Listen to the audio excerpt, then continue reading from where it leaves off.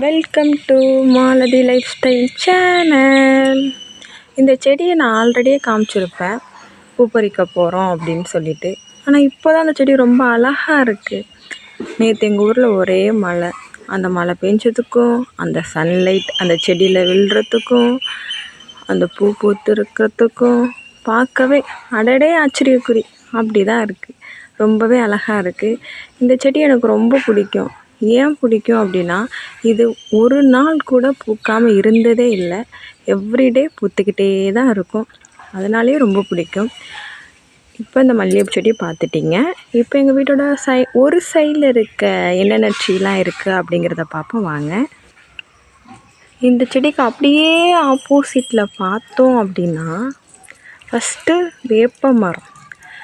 வீட்டுக்கு முன்னாடி வேப்ப மரம் இருக்கணும் அப்படிங்கிறது ரொம்ப நல்லது. எங்கள் வீட்டுக்கு முன்னாடி வேப்ப மரம் இருக்குது. அந்த வேப்ப மரத்தோட ஹைட்டை காட்டுறேன் பாருங்களேன். தென்னை மரத்தோட ஹைட்டாக இருக்கும். தென்னை மரம் உயரத்துக்கே போயிடுச்சு. அது பக்கத்துலேயே அரளி செடி இருக்குது.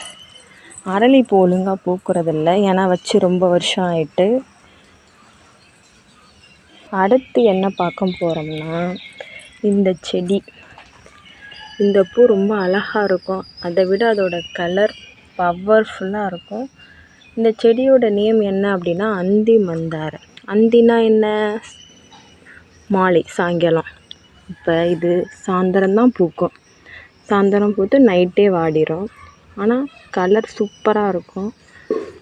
அதுக்கப்புறம் இந்த செடி என்னோடய சேனலில் 2ஆவதோ 3ஆவதாவோ இருக்கும் இந்த வீடியோ.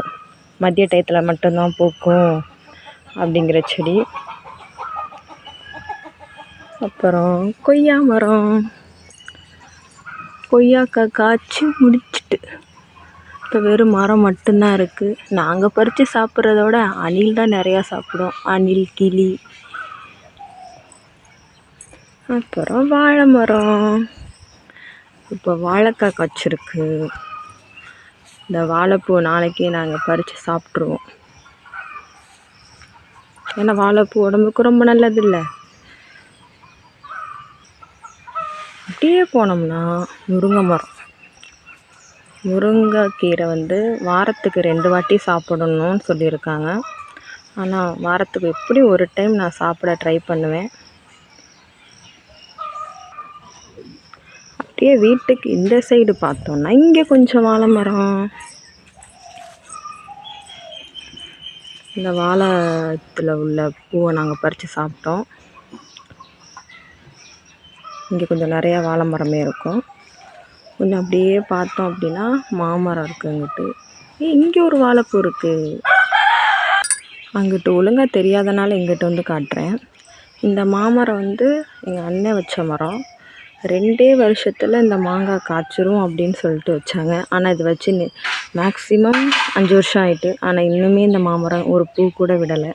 அதான் ரொம்ப வருத்தத்தை தருகிறது. அவ்வளோதான். எங்கள் வீட்டை சுற்றி வெறும் தென்னை மரம் தான் இருக்கும். இப்போ எங்கள் வீட்டோட ரைட் சைடு காமிச்சிருக்கேன். நெக்ஸ்ட்டு வீடியோவில் லெஃப்ட் சைடு காமிக்கிறேன். தேங்க்யூ. சப்ஸ்கிரைப் பண்ணிக்கோங்க.